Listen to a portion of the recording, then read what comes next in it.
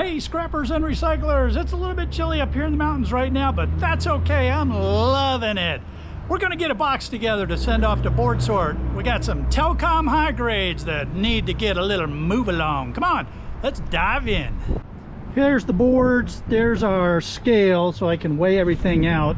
It's about 48 pounds of board, so I'm gonna be right on the edge here for the 50-pound limit so I don't get hit with an overweight bill. So, you know, if you go over 50 pounds, you get an extra charge added on. We're going to try to stay below 50. This rig is actually working out really well, and I'm going to be using this when I do portable for portable pickups. So the scale can run off of the USB power from the laptop, so I can weigh things, record the weight, and have it all ready for, you know, smaller pickups that don't require my big deck scale to weigh everything out. I think this is going to come in real handy. All right, so we're going to get the box on here, and ooh, this is going to be close because I know I was 48 and some change. This is 2.2. Ooh man, this is going to be close. All right, we'll zero that out.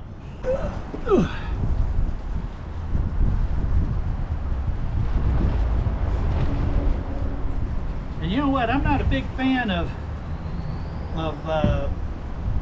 this was something I learned, that you don't load stuff onto your scale.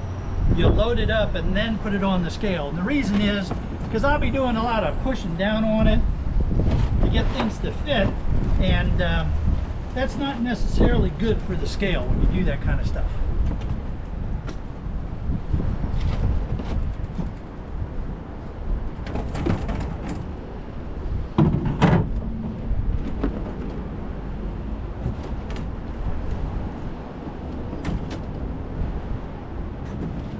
Big question here is how much can I fit in this box?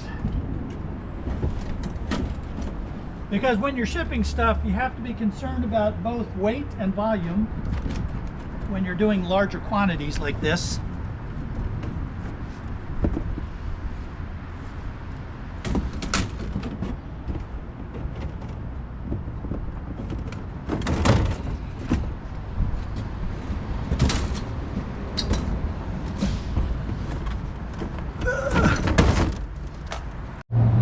We're on a flat surface and it's 49.2. That's great because that's with this additional packing that'll get things nice and tight.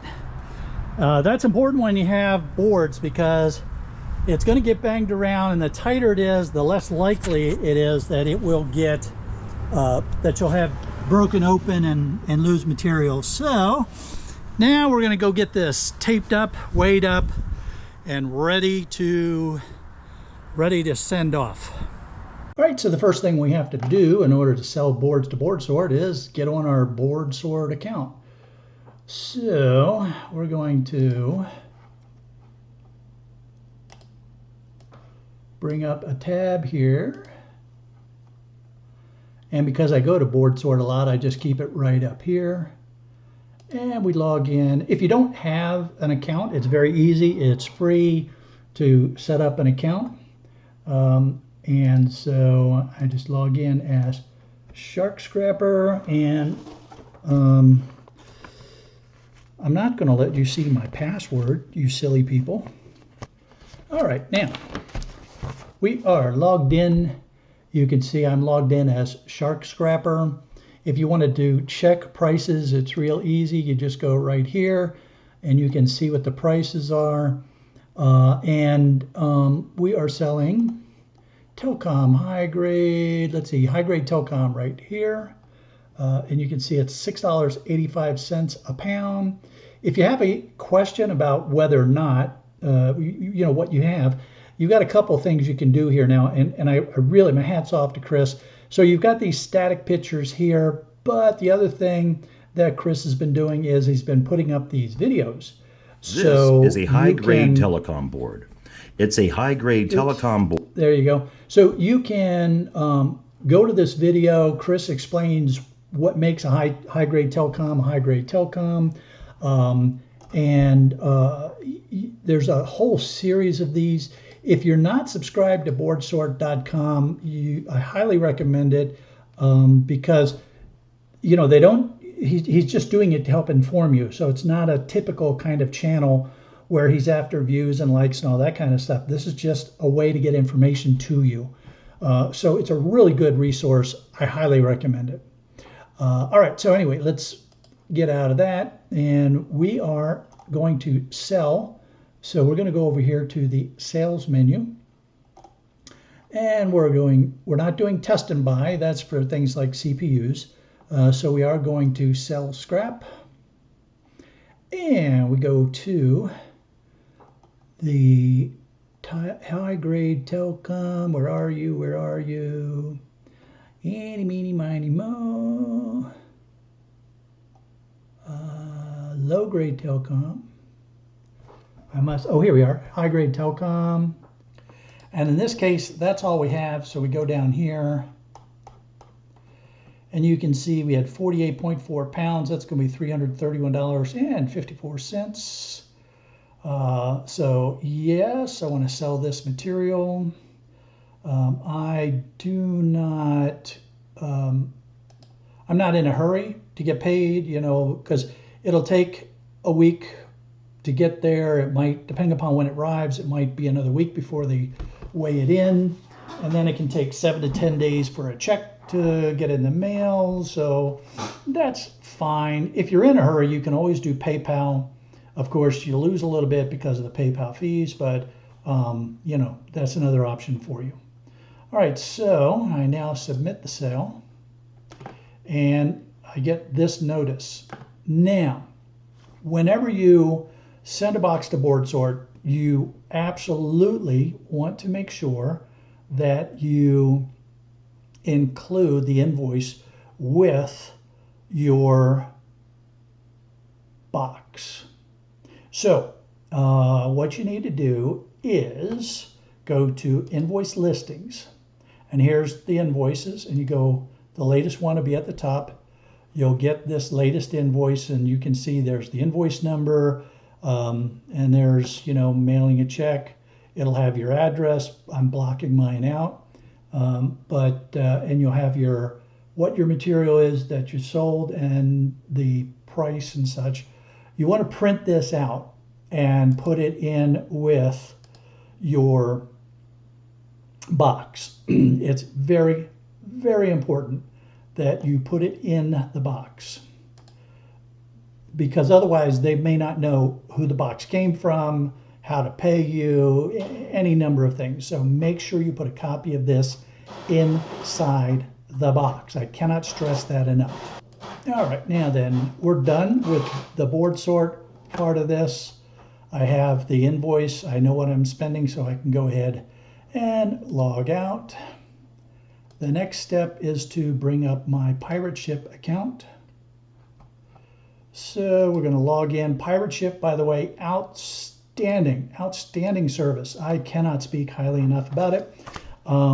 You get discounts on U.S. Postal Service and UPS. You save a ton of money. I mean, you really do. So I highly recommend that you get a pirate ship account. You don't even have to be a business. You know, you can just be, you know, Joe Blow, just using this for your own, you know, your own personal purposes. It doesn't have to be a business thing. All right, so we get logged in, and you can see I've made a number of shipments. We're going to go up here. We're going to create a single label. It's going to Chris at Chris Skelis, and it'll auto-populate with all the information that you've put in before. This is going to be Shark Scrapper,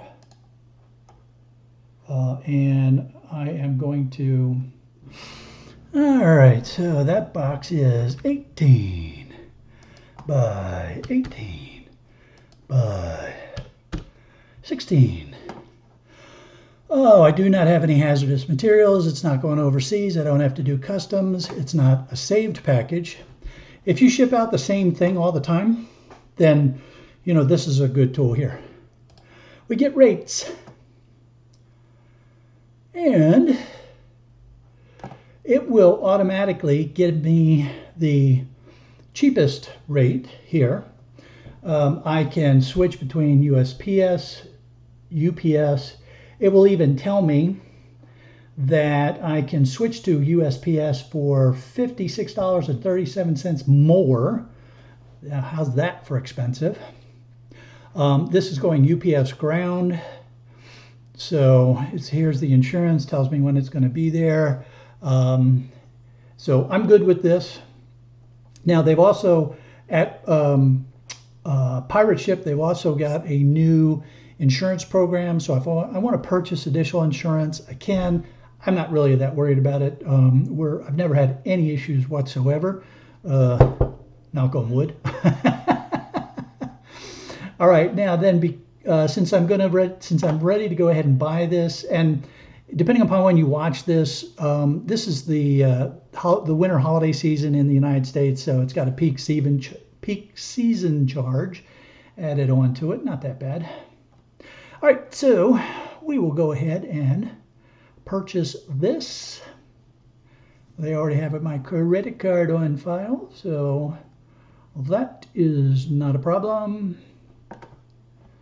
And now it's ready to print, so I tell it I want to print it. And the way this works for my setup is I download it, and then I can open that up, and now it's ready for me to send to my printer. So here's our box. This is no time to be stingy with the tape. You've got a lot of money in these boxes, so tape them up well. We've got all of the padding in here.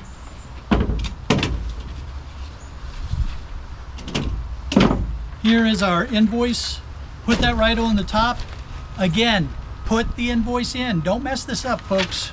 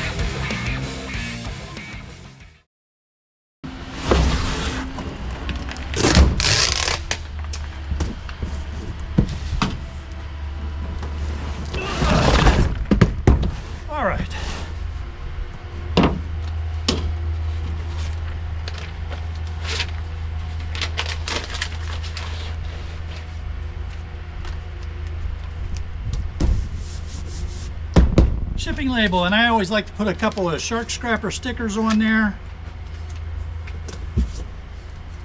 My thought is that if I put things that are right side up, human nature would be that people will keep it right side up.